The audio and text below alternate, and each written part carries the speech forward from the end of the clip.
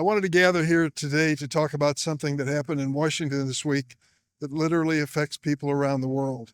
There was a package of $9 billion in federal spending cuts that was considered by the Senate this week and passed, unfortunately.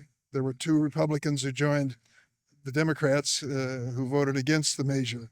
But the provisions in that were twofold, and I want to address both of them, the second one with a little more detail. The first one was an $8 billion cut in foreign assistance programs like USAID. What are these programs? They are programs that provide food and medicine and basics like safe drinking water around the world in the name of the United States. These programs have been underway for decades and have literally saved lives. They included PEPFAR, which was a creation of President George W. Bush, which is estimated to have saved 25 million lives when it came to HIV/AIDS, as one illustration. But they are as basic as providing the foodstuffs from America so that people will have something to eat. They literally are applied around the world. And the decision was made by the Trump administration to cut $8 billion out of this program. Make no mistake, children will die as a result of this decision. I hate to say things in such stark terms, and you may think it's political exaggeration. It is not. We are told by the experts that these programs are essential for the sustaining of life, and they will be eliminated or cut back dramatically by this decision of the United States Senate and House of Representatives. The second provision is smaller in size, but equally serious as far as I'm concerned, and that was the decision to eliminate $1 billion in federal assistance to public broadcasting and national public radio. We understand that at least for 60 or 70 years, maybe longer, public broadcasting has served America. It's an important part of the source of information in a democracy like the United States. And the decision to eliminate the federal assistance to radio stations like WBEZ, as well as television.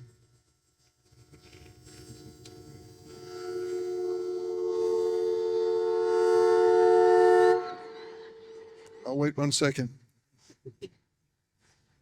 The decision to cut back on federal assistance for public broadcasting is going to be a reduction in opportunity for Americans to have more information. I think part of the blessings of liberty and a democracy are access to information and your personal choice of what to believe and what to listen to. That has been served well by public broadcasting over the years. And now the question is, what is the future?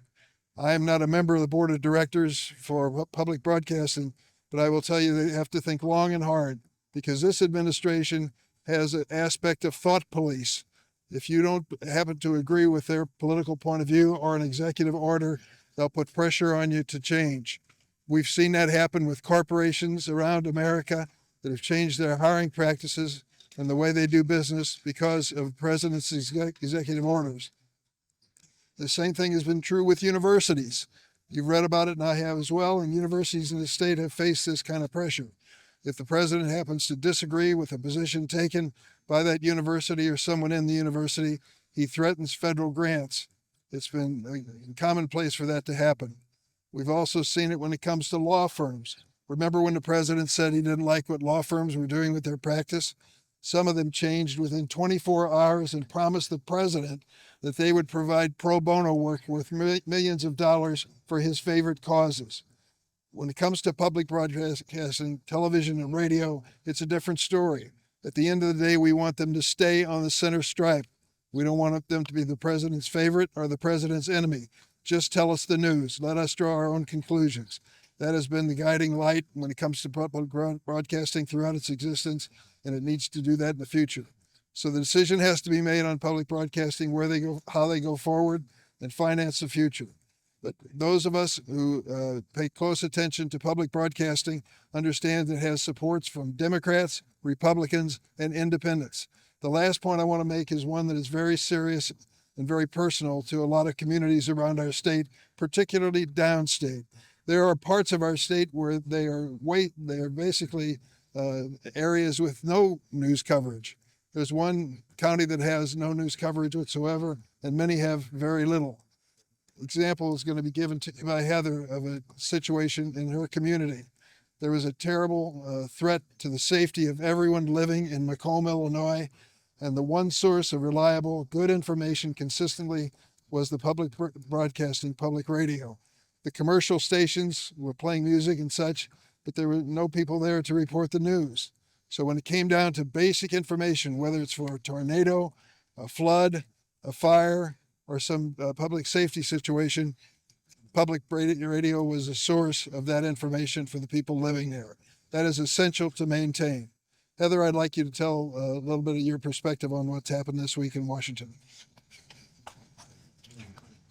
Thank you, Senator Durbin. I'm not as polished as you, so I have written statement.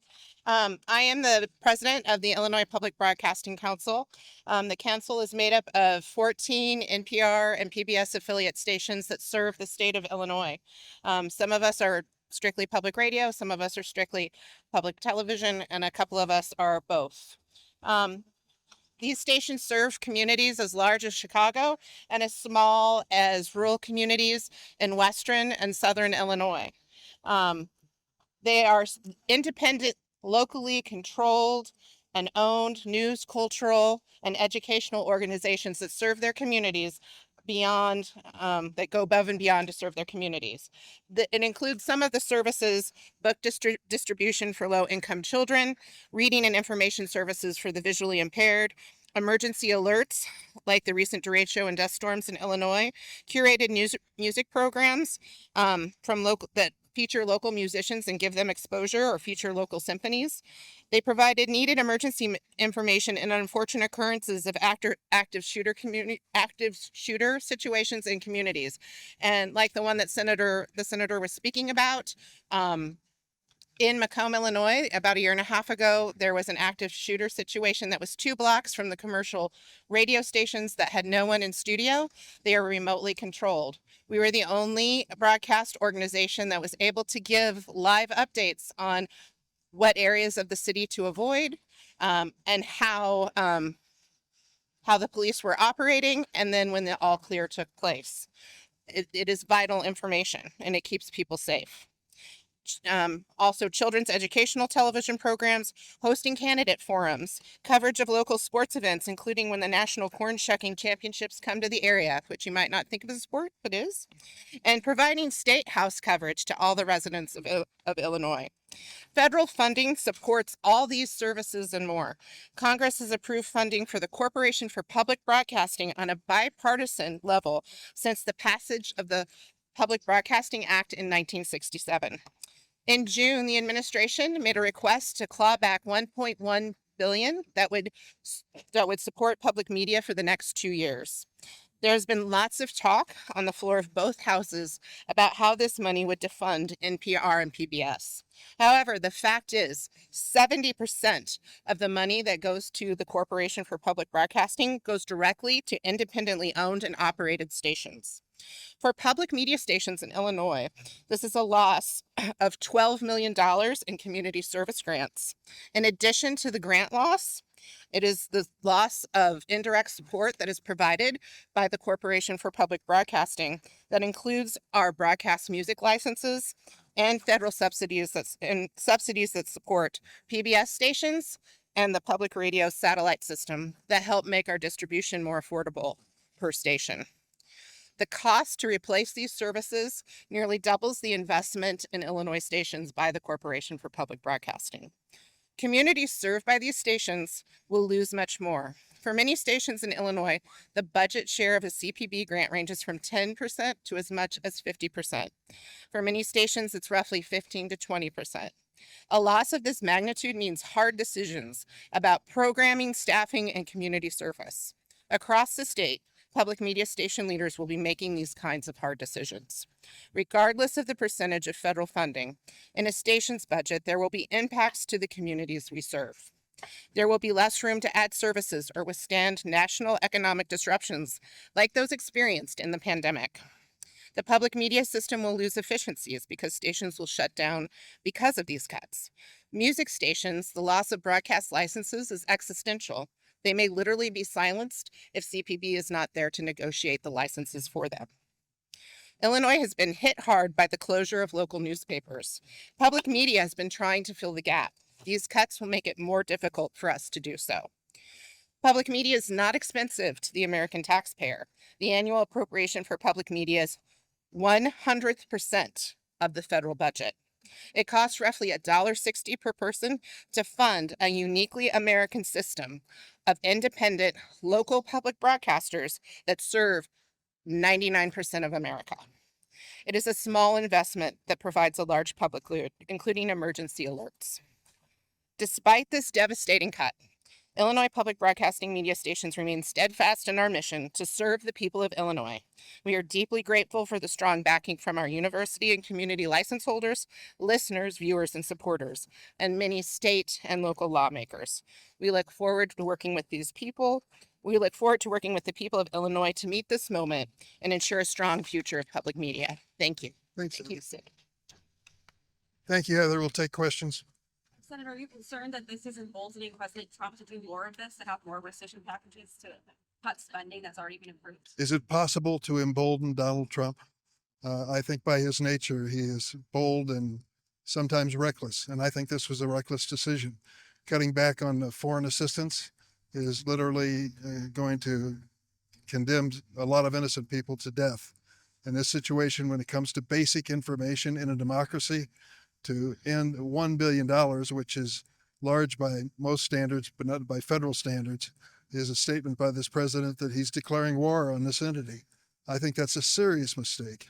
I think that, as I mentioned earlier, the fact that so many people of all political faiths believe in public broadcasting should tell the president that they are not politically biased. Is there any hope that the state might be able to pick up the Elder Guards Council to give more money to these stations? I know the state has its own budgetary problem with this. That's something that you would be activating. Well, I wish I believed that that were the case. I doubt it very much. The state has its own budget issues, and I hope that the people in public broadcasting will reach out in every direction. But I think the basics, as I mentioned to them when they first visited with me 2 months ago, and we talked about this issue, they've got to think about a plan B, how they're going to continue to provide a news source in Illinois and around the nation, and do it with the new political and economic reality. Secondly, all of us, myself included, my family, have to do more. If we believe in public broadcasting, we have to support it. And third is, they can't sue for peace, as some of these entities have done when they've got into confrontation with the president. At the end of the day, they cannot be accused of bias in one direction or the other to make this problem go away. It's a tough challenge, but they're up to it. If the federal government believes that public media shouldn't be funded, then is there a structural fix to allow them to sell advertising or allow them to compete in a more private way? I'm going to let Heather answer that, Paris. There is not at this time because we all hold non-commercial licenses that are governed by the FCC. So we are only allowed to do something called enhanced sponsorship, which just allows us to add a little bit of information, factual information to what a sponsor does. So Heather, this might be a question for you. Are there specific stations in Illinois that have identified this as an existential threat to them that are in danger of shutting down next year? Yes, we have two public television stations within the state of Illinois whose CPB is 50% of their funding. I think it's going to be very difficult for them to continue after with these cuts. I can tell you that we are beginning to hold conversations as a state system about where to find efficiencies so that we can preserve services for everyone in Illinois. Could you tell us where they are? Eastern Illinois University and the Quad Cities station. Is there any concern that once this is out of the appropriations, it'll be hard to put this back in? Shooters that they'll just cut this out for the future? Well, we have one more budget cycle before there's an election. So assuming the same composition in Congress in that budget cycle and the same position by the president, I think it'd be difficult to change it. I'm not saying impossible, but extremely difficult to do that. And this is an odd funding situation. We fund 2 years in advance when it comes to public broadcasting. So they are taking money away that had been funded in years gone by. it is tough to catch up and make up the difference. That doesn't mean we shouldn't try, and I will be happy to support that. I do want to report that the position that I take is the same as Tammy Duckworth. We share that position, and all the Democratic members of the Illinois delegation voted that way in the House. Senator, can we ask you your reaction to the president's and the attorney general's call for the courts to release grand jury material related to Jeffrey Epstein? I think there should be a full disclosure of the materials on Epstein. Statements by the attorney general that she had all the issues and reviews on her desk for her to take a look at were kind of a promise to the American people that something was coming, and nothing has come out of it. You know, if we put all the information on the table, let the American people decide. I think some of the things that have been said have been overblown and part of a conspiracy theory that is not going to hold up. But let's decide once we see all the materials. Have you gotten any indication of what they're going to release? Do you think that there will be a appointment? No, so far it's been disappointing. They promised a lot of things and didn't deliver. Senator, this is from Telemundo regarding the Dignity Act, Congressperson Salazar. What is your response on that? What is your stance? I don't know that bill. Tell me a little bit more about it. Okay. He doesn't know the bill. Okay, she'll come up. She'll come up. Okay, good. Yeah, true. Any other questions? Email Bo this week. And also you put out a statement about the immigration judge that was fired. Imagine this. Kind of message this Sunday. I decided to return to the immigration court here in Chicago, which is a public building, for a public event, hearings on immigration cases, to see what was happening and to talk to some of the people who were involved. The chief judge at the time said she would open the door for me to come in, which she did. It was very nice about it. She didn't preach to me about policy, and I didn't preach to her. It was just an exchange. She was fired the next week after they had warned the employees in the office that they shouldn't speak to members of the Senate. Shouldn't speak to us. We're elected to speak to them. We fund them. The policies that they are using on the bench there are policies we passed in Congress. It's part of my responsibility. I think this kind of pressure on people who are making those decisions to not even open the door for a member of Congress to observe a public event is shameful. And it tells you that something's going on there that they're embarrassed about. And about Emil Bove, I don't know what to say about this man other than the fact that he is totally unqualified for a lifetime appointment to the circuit bench in Philadelphia. This week we had a hearing, and there was a whistleblower prepared to come forward under oath and tell the story about what Bove said to the Department of Justice officials when it came to dealing with federal judges, and the unfortunately Republican majority in the judiciary turned us down. You can't ask for more when a whistleblower says, I'm willing to stand in front of you under oath and answer your questions. And he was prepared to do this, and they turned him away. And then they wouldn't allow us to continue the debate on him. We ended up leaving the room without casting any votes, but he received all the Republican votes. He was reported to the floor. Any other questions? Thanks for coming out here and working on your tan. Appreciate it very much. Thanks a lot. Thanks, Alan. Thank you.